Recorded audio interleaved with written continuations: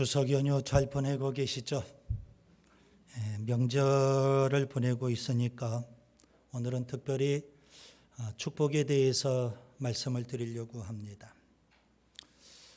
요셉이 애굽의 총리가 된 이후 야곱은 가족을 끌고 가나안 땅에서 애굽 고센 땅으로 이주를 합니다.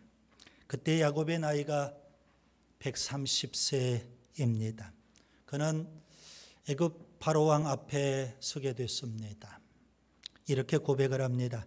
창세기 47장 9절 내 나그네 길의 세월이 130년이니이다. 내 나이가 얼마 못되니 우리 조상의 나그네 길의 연조에 미치지 못하나 험악한 세월을 보내었나이다. 그렇습니다. 야곱은 나그네 인생입니다. 그리고 험악한 세월을 살아왔습니다. 한마디로 표현하면 파란만장한 인생을 살았던 인물 야곱입니다. 그가 애굽에서 17년을 더 살다가 147세에 죽습니다. 아들 요셉이 애굽의 총리이기 때문에 야곱은 애굽에서의 17년의 생활 참 편안하고 행복한 노후를 그렇게 보냈을 거라고 생각합니다. 그 야곱의 아들 요셉, 그는 복받은 사람이죠. 그는 하나님의 복이 어떠한 것인지를 온몸으로 체험했던 그런 사람입니다. 그래서 그는요, 두 아들인 므낫세와 에브라임도 나처럼 복받은 사람이 되기를 원하는 겁니다. 그래서 아버지 야곱에게로 데리고 가요. 아버지 야곱의 축복 기도를 두 아들 므낫세와 에브라임에게 받게 하고 싶었던 겁니다. 야곱은 노안이죠. 앞이 잘 보이지 않습니다. 그런데 그는 힘을 내서 침상에 앉습니다. 아마 거동도 참 불편한 그런 나이였던 것 같습니다. 그리고 그가 손자 므낫세와 에브라임을 축복하기 전에 두 가지를 이야기합니다. 하나는 하나님이 복을 주셨다. 이걸 고백합니다. 창세기 48장 3절과 4절입니다. 야곱이 고백한 대로 복은 누가 주실까요? 하나님이 주십니다. 그런데 세상 사람들은 그걸 잘 몰라요. 그래서 자꾸만 엉뚱한 것을 찾아가요. 우상을 찾아가서 타종교를 찾아가서 복 달라고 그렇게 간청을 하고요.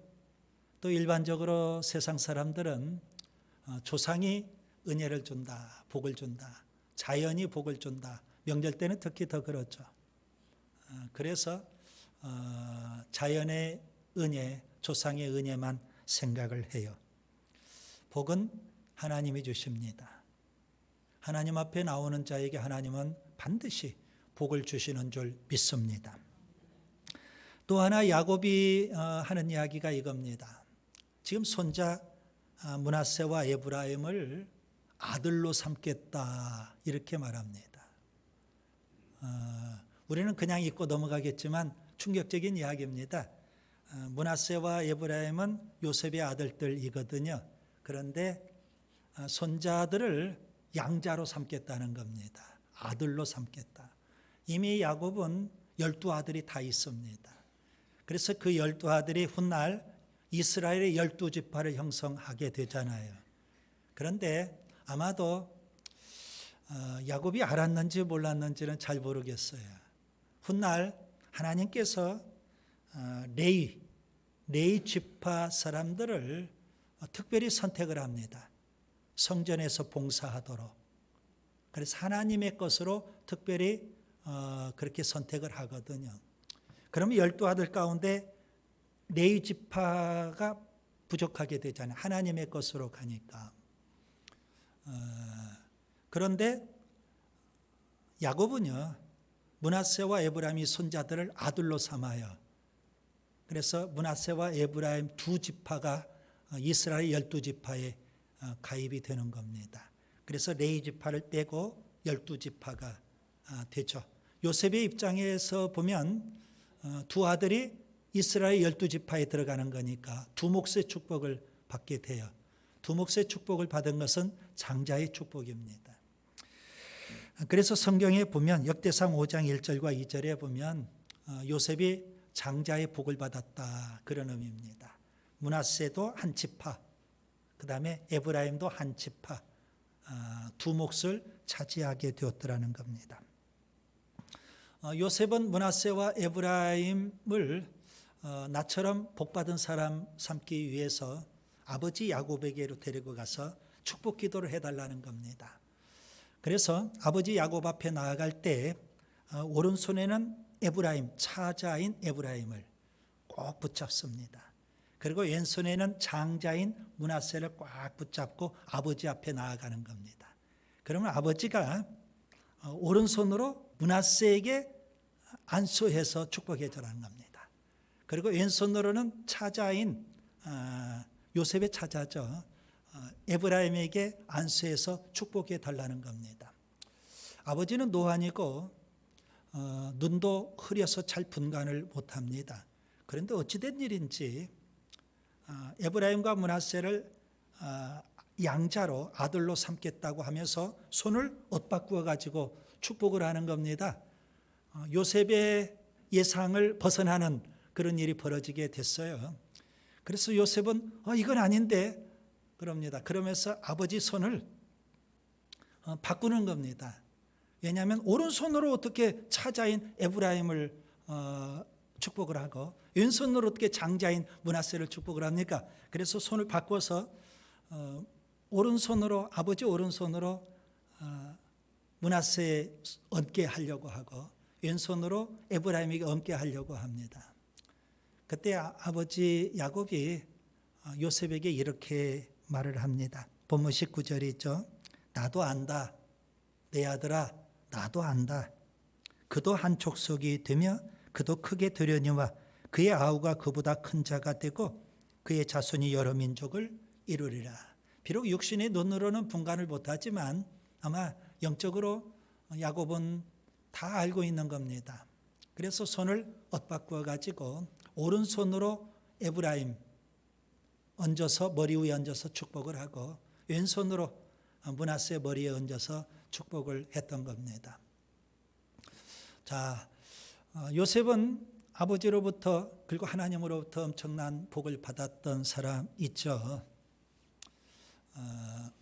그의 두 아들 므낫세와 에브라임도 그렇게 축복의 사람이 되기를 원해서 아버지의 축복 기도를 받게 합니다. 그런데 아버지의 행위를 보면 각자 축복의 그릇이 분명 달라요. 요셉이 기대했던 것과 달리 축복의 그릇이 다르다는 것을 우리가 알 수가 있어요. 이게 바로 오늘 본문의 내용이거든요. 자, 오늘은 저는 서두에도 말씀드린 대로 축복에 대해서 말씀을 드리려고 하는 겁니다. 세 가지를 좀 말씀드리겠습니다. 첫째, 축복의 통로가 되어야 합니다. 따라서 합시다. 축복의 통로가 되자. 요셉이 에브라임과 므낫세 두 아들을 야곱에게로 데려왔을 때 야곱이 이렇게 말합니다. 본문 9절. 내가 그들에게 축복하리라. 내가 그들에게 축복하리라. 야곱은 축복의 통로였던 겁니다. 그가 일찍이 외삼촌 라반의 집에서 20년을 도피 생활을 한 적이 있었죠. 그런데 하나님께서 라반의 집에 복을 주시는데 야곱 때문에 라반의 집안에 복을 주시는 거예요. 야곱이 축복의 통로였거든요. 그것을 라반이 알아요. 외삼촌 라반이 너무 잘 알아요. 창세기 30장 27절에 라반이 이렇게 말합니다. 여호와께서 너로 말미암아 내게 복 주신 줄을 내가 깨달았느니라. 야곱 때문에 내가 복을 받고 있더라는 겁니다. 이건 라반, 외삼촌 라반의 이야기이죠. 야곱이 아들 요셉이 애굽의 총리니까 이제 그곳으로 이사를 갑니다. 가나안 땅에서 애굽 고센 땅으로 이주하게 되죠. 그가 바로 왕을 만나게 돼요. 바로 왕은 제국의 임금 아닙니까? 절대 군주. 야곱은요, 볼품없고 초라하고 이름도 없는 가나안 땅의 한 부족, 족장, 집안의 어른 정도밖에 되지 않아요. 그런 그가 제국의 임금 앞에 서 있는 거예요. 그런데 이상한 것은요, 야곱이 바로 왕을 축복을 하고 있습니다. 이게 바뀐 거죠. 일반적으로는 임금이 백성을 축복하는 게 당연한 거 아니겠습니까? 그런데 야곱이, 그렇게 초라한 야곱이 제국의 임금을 축복을 해요. 야곱이 축복의 통로였다는 의미 있죠. 야곱이 죽기 전에 12아들을 다 불러옵니다. 그리고 그들을 분량에 맞게 그렇게 축복을 해요. 창세기 49장 28절, 이들은 이스라엘의 12지파라. 이와 같이 그들의 아버지가 그들에게 말하고 그들에게 축복하였으니 곧 그들 각 사람의 분량대로 축복하였더라. 축복의 그릇은 다 다르지만 아버지 야곱이 12아들에게 그렇게 축복을 했어요. 축복의 통로였다는 것을 우리가 알 수가 있죠. 요셉, 그도 역시 아버지 야곱처럼 축복의 통로입니다. 그가 형들의 미움을 받고 애굽의 노예로 팔려가죠. 바로 왕의 시대장이었던 보디발 집안의 노예가 됐어요. 그런데 하나님께서 보디발 집안에 복을 주셔요. 누구 때문에요? 요셉 때문에. 요셉은 여전히 노예예요.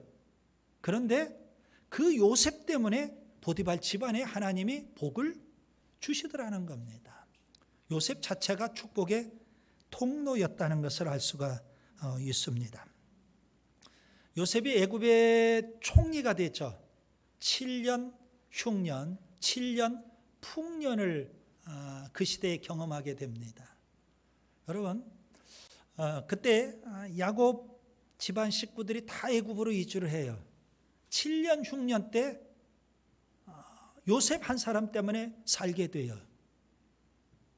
그리고 애굽의 모든 사람들이 요셉 한 사람 때문에 7년 흉년에 살게 돼요. 그 시대 고대 근동 모든 사람들이 그 엄청난 7년 흉년 때 요셉 한 사람 때문에 살게 돼요. 요셉이 축복의 통로였거든요. 그것을 아버지 야곱이 옆에서 다 지켜봐요. 요셉이 축복의 통로였거든요. 그래서 아버지 야곱은 요셉에 대해서 이렇게 표현을 합니다. 창세기 49장 22절, 요셉은 무성한 가지, 곧 샘 곁에 무성한 가지라. 그 가지가 담을 넘었도다. 담장을 넘어갈 정도로 무성한 가지, 축복의 나무였다. 이렇게 야곱이 평가를 하는 겁니다. 아브라함, 축복의 통로였죠. 창세기 12장 3절, 하나님께서 아브라함을 부르시고 그에게 이렇게 말씀하십니다. 너를 축복하는 자에게는 내가 복을 내리고 너를 저주하는 자에게는 내가 저주하리니 땅의 모든 족속이 너로 말미암아 복을 얻을 것이라. 아브라함 자체가 축복의 통로라는 걸 알 수가 있습니다. 훗날 하나님께서 이스라엘 백성을 출애굽해서 가나안 땅에 정착을 하게 하죠. 그 이스라엘 백성들이 이제 하나님을 섬겨요. 하나님을 섬길 때 하나님께서 레위지파 아론을 제사장으로 세웁니다. 이스라엘의 제사장이 있죠. 그 제사장이 바로 축복의 통로입니다. 하나님께서는 제사장에게 축복 기도문을 주셨어요. 이대로 축복하면 하나님은 내가 복을 내려주겠다는 겁니다. 물론 제사장이 복 주는 건 아니잖아요. 제사장은 하나님이 주신 축복 기도문대로 축복을 해요. 그러면 하나님이 복을 주시는 거예요. 제사장은 축복의 통로였습니다. 민수기 6장 27절, 그들은 이같이 내 이름으로 이스라엘 자손에게 축복할지니 내가 그들에게 복을 주리라. 여러분, 신약에 우리 그리스도인들을 가리켜서 왕 같은 제사장 이렇게 표현합니다. 오늘 우리 그리스도인이 바로 축복의 통로라는 의미가 됐죠. 그래서 우리는 축복해야 될 사명이 있는 거예요. 그리스도인은 축복해야 될 사명이 있다. 우리가 형제를 비난하거나 저주하거나 판단하거나 욕하면 안 될 이유가 바로 거기에 있습니다. 우리는 형제를 저주할 그런 권한이 없어요. 형제를 축복할 사명만 주어져 있거든요. 베드로전서 2장 9절 너희는 택하신 족속이요 왕같은 제사장이요 거룩한 나라요 그의 소유가 된 백성이다. 하나님께서는 우리 그리스도인을 축복의 통로로 세우시고요. 축복하라고 하는데 심지어 원수까지도 축복하라는 겁니다. 로마서 12장 14절 너희를 박해하는 자를 축복하라. 축복하고 저주하지 말라. 그 원수가 멀리 있지 않아요. 우리 집안에 그 인간이 원수일 수도 있어요. 그런데 주님은 축복하라는 겁니다. 자식이 속을 썩이면 왼수 같죠? 저주하는 것이 아니라 축복해야 될 사명이 우리에게 있다는 말씀입니다. 요즘은 다 1인 가정을 많이 이루고 살아요. 우리 자녀들이 결혼도 안 했는데 다 나가서 살아요. 이제 언제 모입니까? 주일날 예배당에 좀 모여서 만나게 되겠죠. 명절 때는 그래도 부모가 계신 곳으로 오게 될 거예요. 이때 부모 입에서 잔소리가 나가면 안 돼요. 뭐가 나가야 돼요? 축복이 나가야 되는 거예요. 우리에게는 축복해야 될 사명이 있기 때문에 그래요. 그래서 부모는 자녀를 축복해야 되고요. 교회학교 선생님은 아이들을 축복해야 되고요. 순장님은 순원들을 축복해야 돼요. 목회자는 성도를 축복해야 된다고요. 부모 입장에서 보면 자녀가 속을 썩인 자녀도 있어요. 목회자 입장에서 보면 성도가 좀 썩썩이는 성도도 분명히 있다고요. 그런데 축복하라는 겁니다. 심지어 예수님은 원수까지도 축복하라고 하는데 그것 조금 속썩인다고 그것 가지고 우리가 축복이 막혀서는 안 되는 거예요. 축복을 하되 어느 정도까지 축복해야 될까요? 창세기 27장에 이런 사건이 있어요. 야곱이 아버지 이삭을 속이고 축복 기도를 가로채요. 형이 받아야 될, 형 에서가 받아야 될 축복 기도를 가로챘어요. 형의 모습으로 분장을 해요. 그리고 아버지가 좋아하는 별미를 어머니와 함께 만들어 가지고 아버지 앞에 가져와요. 그리고 야곱임에도 불구하고 형 에서라고 속여요, 아버지를. 아버지는 그걸 모르고 축복을 하는데 마음껏 축복을 해요. 형 에서인 줄 알고. 뒤늦게 에서가 사냥을 하고 별미를 만들어 가지고 아버지 앞에 왔어요. 축복해 달라는 거예요. 그런데 아버지 이삭이 이렇게 얘기해. 더 이상 빌 복이 없다는 거예요. 우리가 자녀를 축복할 때 더 이상 빌 복이 없을 정도로 마음껏 그렇게 축복해야 된다는 말씀이에요. 오늘 우리는 축복의 통로예요. 아멘. 축복해야 될 사명이 우리에게 있는 줄 믿습니다. 그래서 아직 명절이 다 끝나지 않았어요. 그래서 마음껏 더 이상 빌 복이 없을 정도로 마음껏 그렇게 축복할 수 있기를 바랍니다. 그 다음에 두 번째, 축복의 씨앗이 되어야 합니다. 따라서 합시다. 축복의 씨앗이 되자. 야곱은 요셉의 두 아들인 므낫세와 에브라임을 축복할 때 요셉을 위하여 그들을 축복하는 겁니다. 본문 15절을 보세요. 그가 요셉을 위하여 에브라임과 므낫세를 축복한다는 겁니다. 여러분, 에브라임과 므낫세 입장에서 보면 그들이 잘나서 지금 복 받는 게 아니에요. 그들이 축복의 그릇이 되기 때문에 복을 받는 게 아니에요. 누구 때문에 복을 받아요? 요셉 때문에, 아버지 때문이에요. 여러분, 그걸 우리가 배워야 돼요. 요셉은 축복의 씨앗이었거든요. 그래서 에브라임을 위해서, 므낫세를 위해서 축복의 씨를 많이 심었어요. 그걸 아버지 야곱이 알고 므낫세와 에브라임을 축복할 때 요셉을 위하여 그렇게 축복을 하더라는 겁니다. 여러분, 씨앗을 심어야만 열매를 맺는 거 아니겠습니까? 많이 심으면 많이 맺는 거예요. 적게 심으면 적게 맺는 거예요. 콩을 심으면 콩을 거두고 팥을 심으면 팥을 거두는 거예요. 그런데 우리는 도둑놈 심보가 조금 있어요. 적게 심고 많이 거두기를 원해요. 다른 사람이 30에 복을 받는데 나도 그렇게 복 받기만 원하고 있는 거, 심지도 않고. 심은 대로 거두는 것, 자연의 법칙이고 하나님의 법칙이에요. 축복의 법칙입니다. 그래서 많이 심어야 돼요. 축복의 씨앗을 많이 심는 우리가 될 수 있기를 바랍니다. 누구를 위해서요? 우리 자녀들을 위해서. 많이 심으세요. 다윗과 솔로몬을 예로 한번 들어보려고 합니다. 다윗은 축복의 씨앗을 많이 심었던 사람이에요. 그 축복의 열매를 누가 누려요? 솔로몬이. 솔로몬은 전무후무할 정도로 그런 하나님이 주시는 축복을 누려요.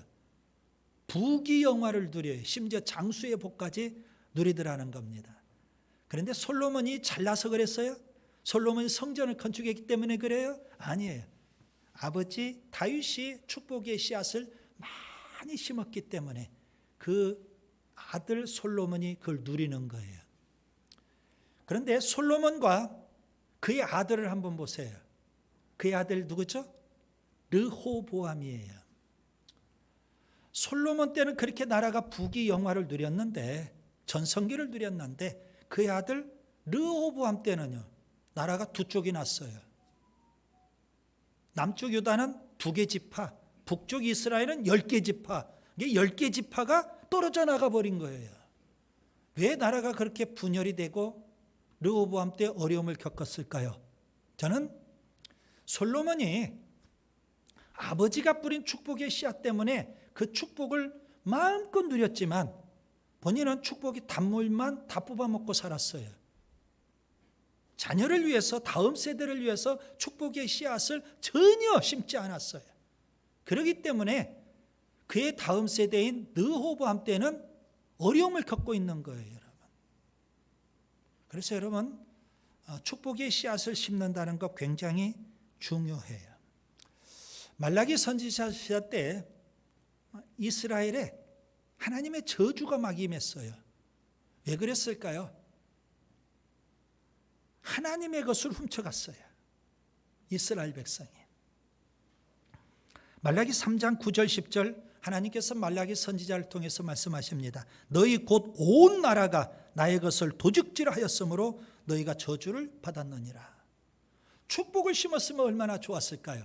그러면 하나님께서 은혜를 주시고 평안을 주시고 나라가 부강하게 해주실 텐데 하나님의 것을 훔쳐갔다는 거예요. 그게 바로 뭐예요? 11조를 훔쳐갔다는 거예요. 11조를 하나님 앞에 드리지 않은 거예요. 그러니 그 땅에 저주가 임할 수밖에 해요.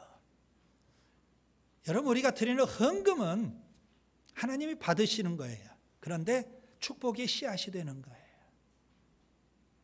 우리 당대에 거둘 수 있고 아니면 우리 다음 때 반드시 거두는 거예요. 왜요? 하나님은 살아계시거든요. 하나님은 전능하시거든요. 심은 대로 하나님께서는 복을 주시거든요. 그래서 여러분 꼭 기억하세요. 하나님은 살아계시고 전능하시고 하나님 우리가 저주가 아니라 축복받기를 원하고 계셔요. 그런데 그냥 주실 수는 없잖아요. 뿌려야지. 그걸 보고 하나님께서 복을 주시는 거 아닐까요? 30배, 60배, 100배의 역사가 반드시 나타나게 될 거예요. 심어야만 하늘 문이 열리는 거예요. 축복의 문이 열리는 거예요. 말라기 선지자를 통해서 하나님이 약속하셨어요. 복을 쌓을 곳이 없도록 넘치도록 하나님이 부어주시는 분이에요. 그런데 왜 우리가 그 복을 누리지 못할까요? 심지 않았기 때문에 그래요. 그래서 열심히 우리가 심으세요. 어떤 사람은 부모대에 심어놨던 그 축복의 단물만 뽑아먹고 사는 사람이 있어요. 너무 안타깝죠. 많이 심어야 돼요. 그 다음에 셋째, 축복의 모델이 되어야 합니다. 따라서 합시다. 축복의 모델이 되자. 야곱은 에브라임과 므낫세를 축복할 때 이렇게 축복을 합니다. 본문 20절을 보세요. 그날에 그들에게 축복하여 이르되 이스라엘이 너로 말미암아 축복하기를 하나님이 내게 에브라임 같고 므낫세 같게 하시리라. 여러분, 이스라엘 백성이 너로 말미암아 축복한다. 무슨 의미일까요? 훗날에 이스라엘 백성들이 사람들을 축복을 할 때 에브라임과 므낫세를 예로 들면서 그렇게 축복을 할 때라는 겁니다. 너는 에브라임과 므낫세처럼 축복받은 사람이 되라. 이렇게 표현할 거라는 겁니다. 그 말은 달리 표현하면 에브라임과 므낫세는 축복의 모델이 된다는 거예요. 요셉 축복의 모델이에요. 그의 아버지 야곱 축복의 모델이에요. 이삭, 아브라함 축복의 모델이에요. 여러분, 축복의 모델이 참 중요하거든요. 아브라함을 하나님께서 부르시고 축복의 모델로 삼으십니다. 창세기 12장 2절 내가 너로 큰 민족을 이루고 내게 복을 주어 내 이름을 창대하게 하리니 너는 복이 될지라. 여러분, 아브라함을 하나님께서 복 자체로 삼아주셨어요. 복은 이런 거다. 누구를 보면 알 수 있어요? 아브라함을 보면 알 수 있어요. 아브라함은 축복의 모델이었거든요. 이삭, 그도 역시 축복의 모델인 아브라함을 봤잖아요. 그도 역시 축복의 모델이에요. 그래서 주변의 사람들 이삭을 시기하고 질투하고 이삭을 자꾸 대적하려고 했던 사람들의 입에서 이런 이야기가 나와요. 창세기 26장 29절 너는 여호와께 복을 받은 자니라.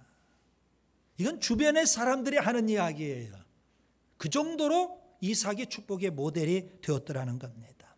성경에 보면 이렇게 축복의 모델들이 있지만 정반대의 경우도 분명히 있어요.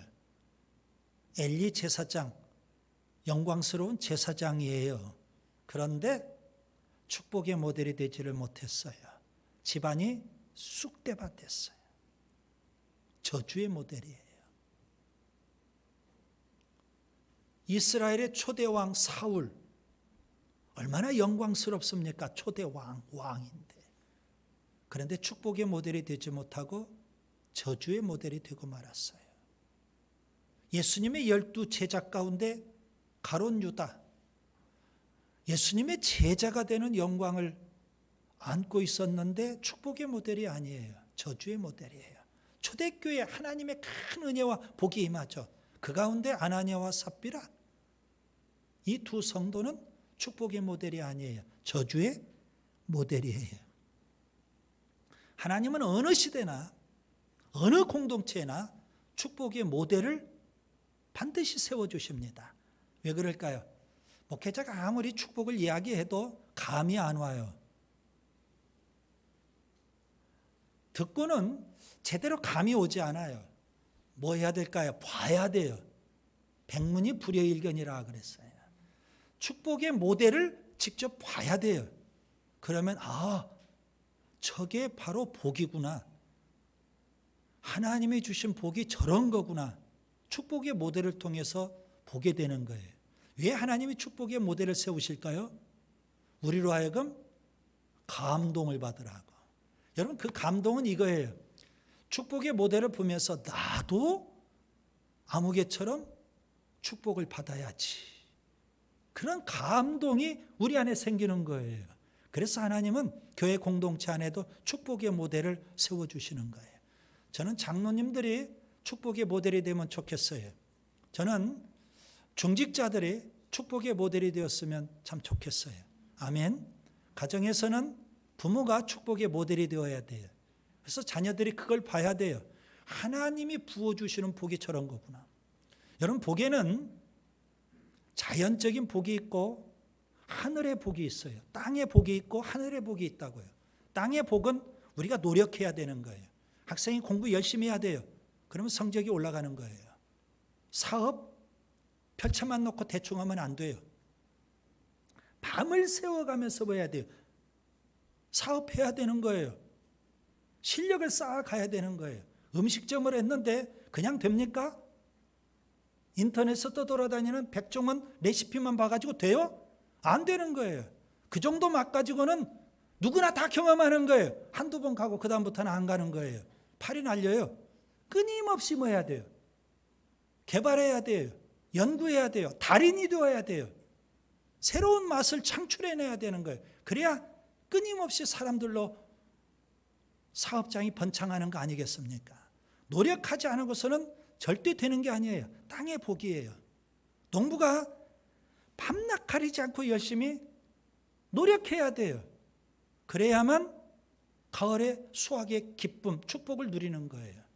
근데 땅의 복만 있는 게 아니에요. 하늘의 복이 있어요. 하나님이 부어주시는 축복이 있다고요. 감당할 수 없을 만큼, 복을 땅에 쌓을 곳이 없을 만큼 하나님이 부어주시는 축복이 있다고요. 그것은 말로 들어가지고는 감이 오지 않잖아요. 하나님이 축복의 모델을 세우셔야. 오늘 설교를 듣는 우리 모두가 그런 감동이 좀 있으면 좋겠어요. 하나님, 제가 축복의 모델이 되겠습니다. 그래서 많은 사람들에게 축복의 통로가 되면 얼마나 좋을까요? 우리 자녀들이 그 복을 받으면 얼마나 좋을까요? 그래서 축복의 씨앗도 우리가 많이 심어야 되는 거예요. 이제 말씀을 정리합니다. 하나님은 복을 주시는 하나님이에요. 명절을 보내면서 조상의 은혜, 그리고 자연의 은혜, 그것만 깨달으면 안 돼요. 하나님의 복, 하나님의 은혜를 우리가 마음속에 깊이 되새기고 감사할 수 있기를 바랍니다. 하나님이 복을 주시는데 하나님은 어느 정도 복을 주실까요? 아브라함을 하나님께서 부르시고 그에게 복을 약속하셔야. 히브리서 6장 13절, 하나님이 아브라함에게 약속하실 때에 가리켜 맹세할 자가 자기보다 더 큰 이가 없으므로 자기를 가리켜 맹세하여 이르시되 내가 반드시 너에게 복 주고 복 주며 너를 번성하게 하고 번성하게 하리라. 하나님은 반드시라는 표현 쓰실 필요가 없는 분이에요. 그냥 하나님 말씀하시면 되는 거예요. 하나님 맹세하실 필요가 없는 분이에요. 그런데도 하나님은요, 맹세하면서까지 복 주겠다고 했어요. 그것도 반드시 주겠다는 거예요. 그 정도로 하나님 복 주시기를 원하셔요. 우리 모두가 축복의 통로가 될 수 있기를 바랍니다. 축복의 씨앗이 될 수 있기를 바랍니다. 그리고 축복의 모델이 될 수 있기를 바랍니다.